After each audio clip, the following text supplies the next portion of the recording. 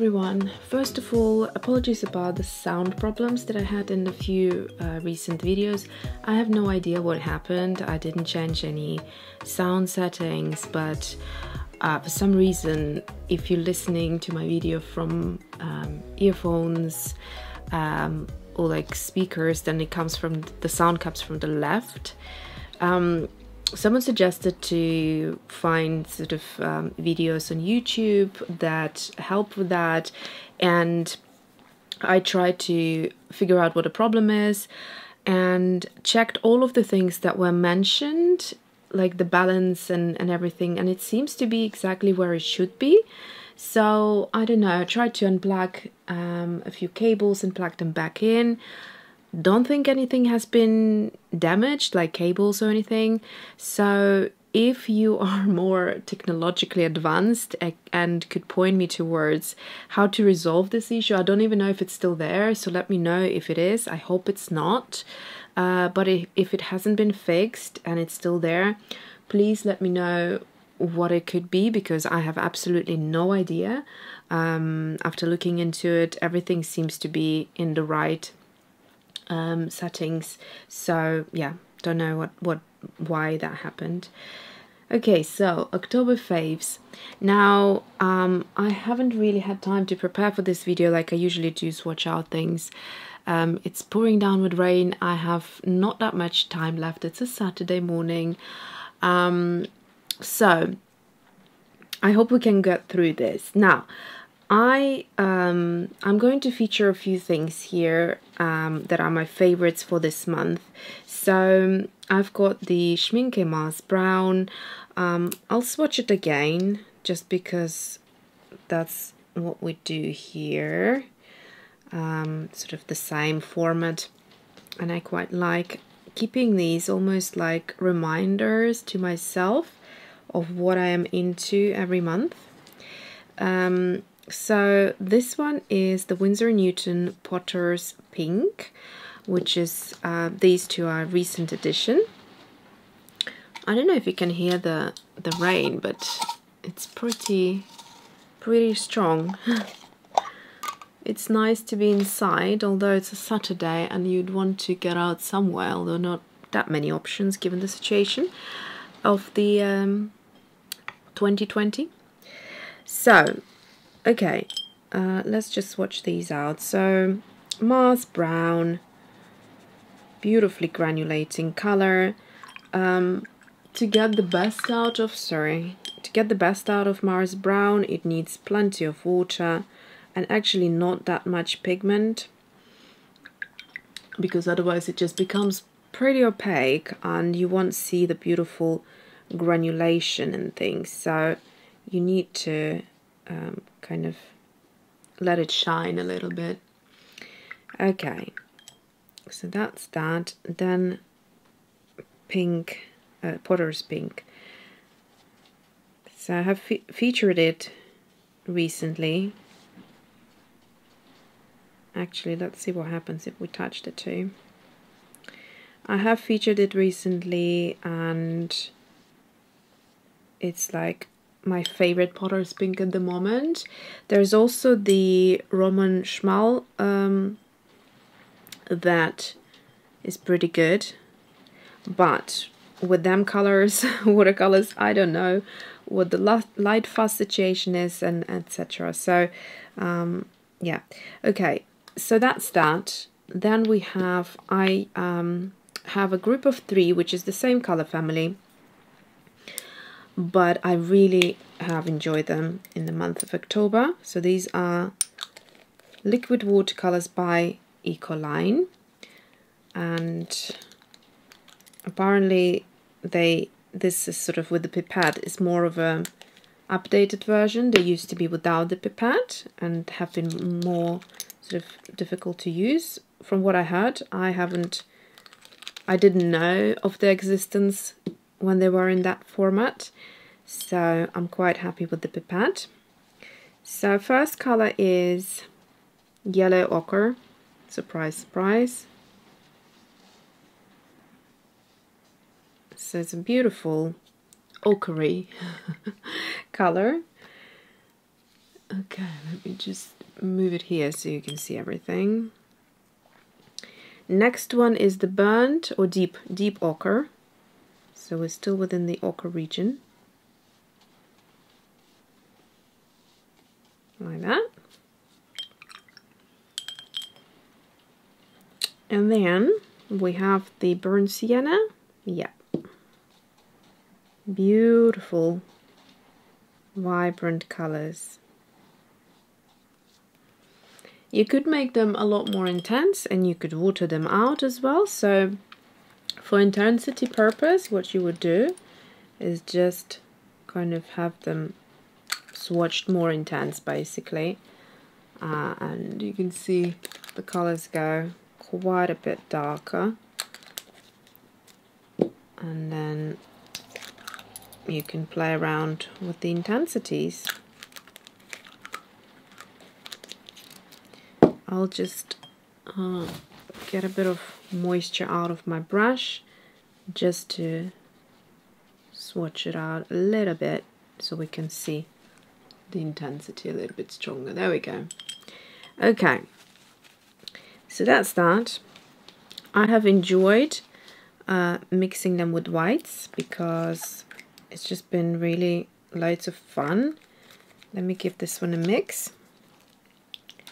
Their white is quite thick, so I'm just going to drop it right onto the paper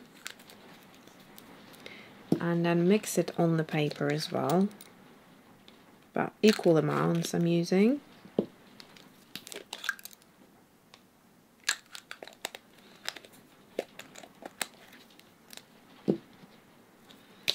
The white helps to create a lovely bit of texture,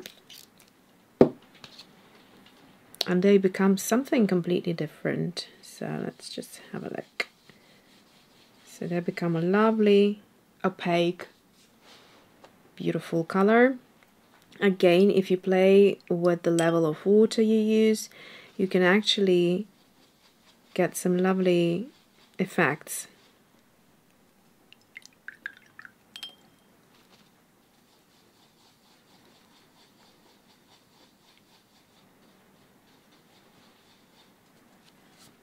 So that's with a bit of white.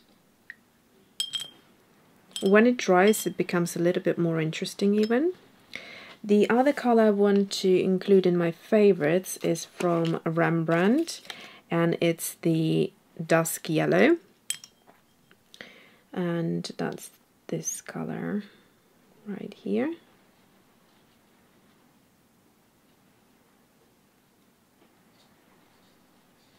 So it goes on quite dark if you first apply it, but you can,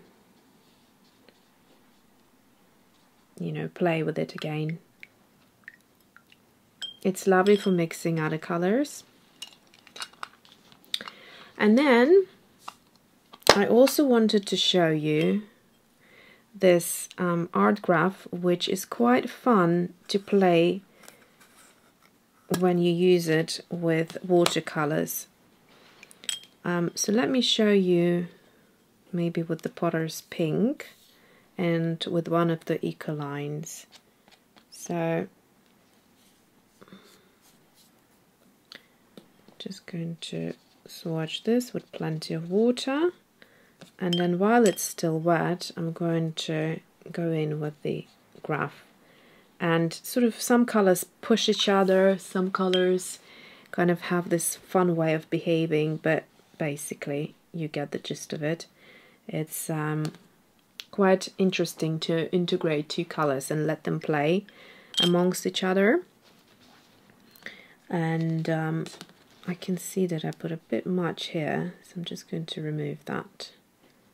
It's just basically graphite sitting there. So you can see the veining and how it kind of sort of distributes a little bit through the other color. And then I want to see with, let's go with the yellow ochre.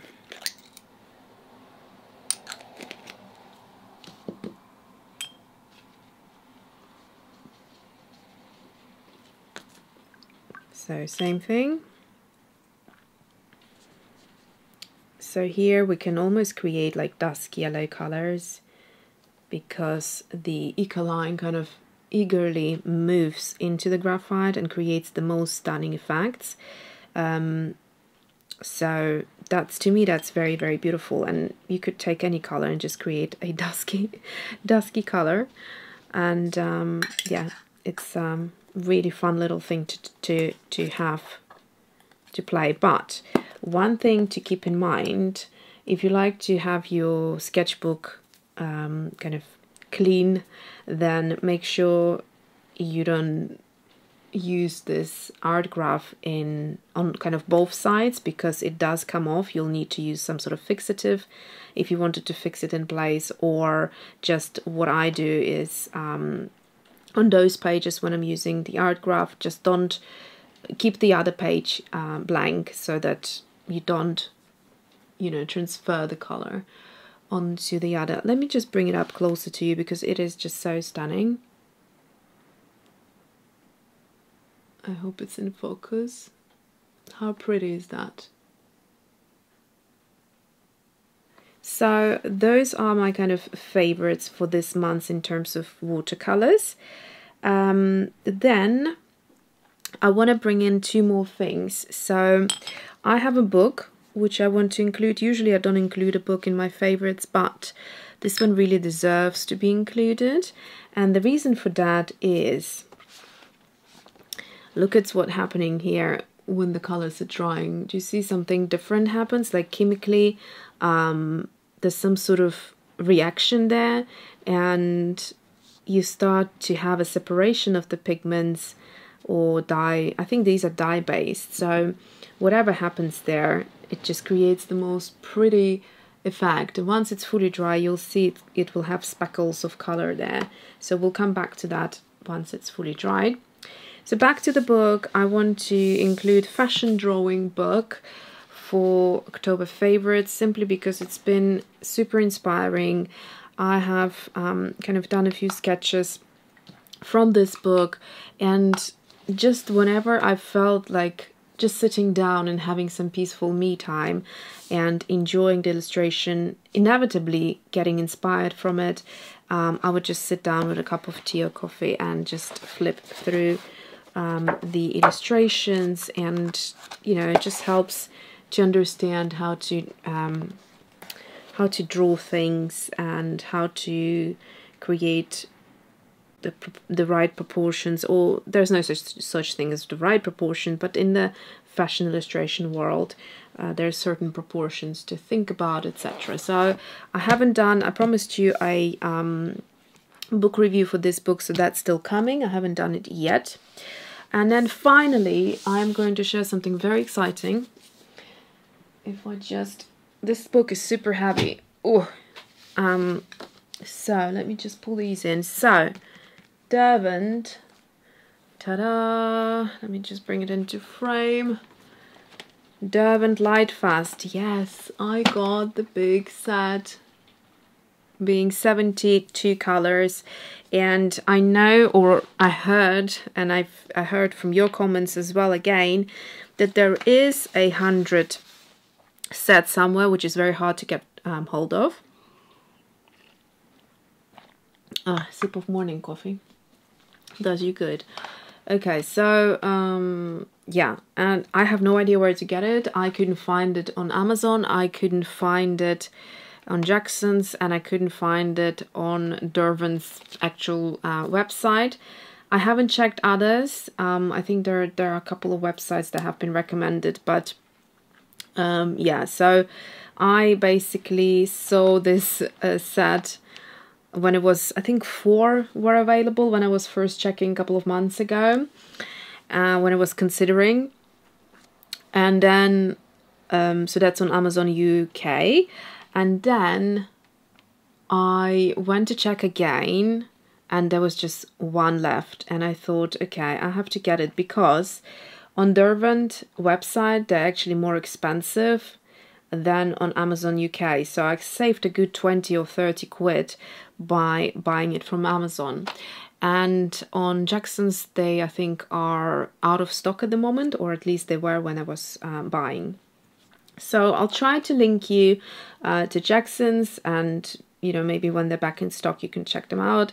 And if I can find a link still on Amazon, if they have restocked them, then I will put that on there too. And I think Amazon US probably has more in stock anyway. So these are the Derwent Lightfast. Now, the reason I purchased the whole set, it really was a treat. I hardly ever buy full big sets these days, but I do so when I feel like there is going to be a lot of usage from that.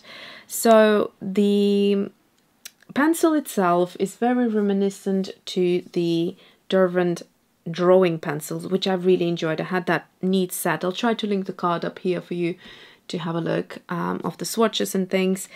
And then the softness of the pencil. When I say softness, I don't mean in terms of being so soft that, you know, you lose detail. No, you still have the detail, but it is easy to work with. So if you hate pencils that you have to push quite hard to get a lot of pigment out, which this is how I like working. I don't necessarily like to build up in layers.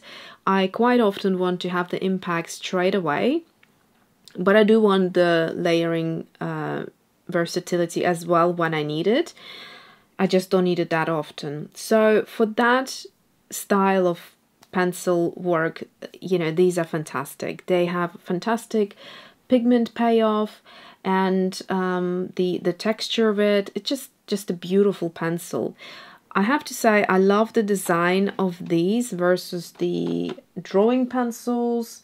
Let me just get out the drawing pencils. So this was the set that I bought a little while ago, and it's the neutral or nature inspired colors, which are also great for portrait.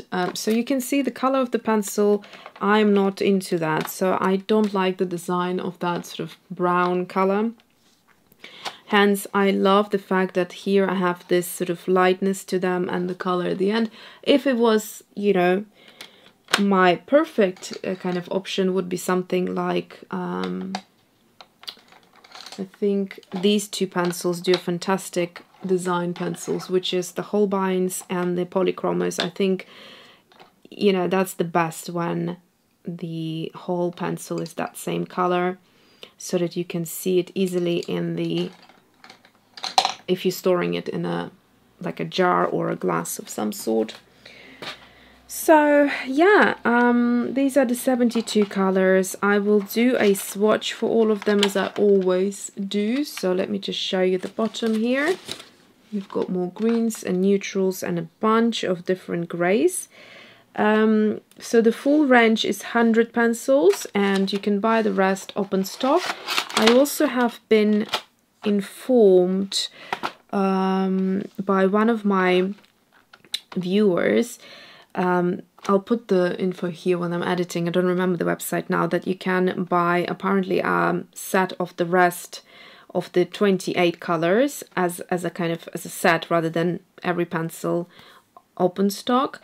If you wanted to have a complete 100 pencils of this range, you can buy it on that website. And yeah, that's it. Otherwise, what I would do, I'm not sure I would buy the 28 just to have all 100 of them, because I looked at the colors. I don't think I'm interested in all of them. I would just go ahead and buy them open stock, as I did already with these two colors, which is the, let's see, the cinnamon and the autumn red, when I checked to make sure that they're not included in the in this set. So you can see it's not there. This one looks very similar, but it's dusk pink, so it's good to have colors that look similar but they're actually not. So that's it. I am very, very excited to swatch this out for you, and I played around a little bit. I love their texture, and yeah, they're gorgeous colors. I mean, look at this one right here, turquoise green. that jumps out to me immediately, and also these beautiful kind of flesh tones as well. Alright, so that is it. I'll try to link everything down below. In terms of a sketchbook, I had a lot of questions actually recently about sketchbooks, what sort of I like to use and what I would recommend. The one I'm using now is this one here, which is basically the Strathmore, what's it called? Mixed Media. It's a thinner paper.